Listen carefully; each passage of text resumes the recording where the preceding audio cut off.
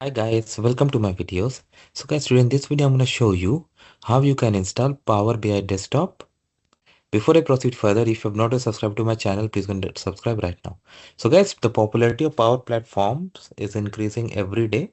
Okay, and one of the major component of the Power Platform is Power BI Desktop. So how you can download and install? So you can search for it on Google and ultimately it will take you to this Microsoft site. So you have two ways. You can either download it from Microsoft Store or you can go to advanced download options where it tells where it shows you files which you can install. So I selected a 64 exe because of the bit size and then it's going to download. Okay. And now the time it takes to download depends upon your internet speed also, no doubt.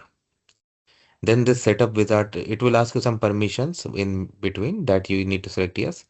And here you need to select the language. I selected English and I clicked on next. This wizard appeared. I again clicked on next. Then here I had to select the path I want to install. And then after clicking next here, it reached to install here. I clicked on install and it took some time and you see various screens. I could not capture all of them because some of them were really quick. And that's it, finally installed.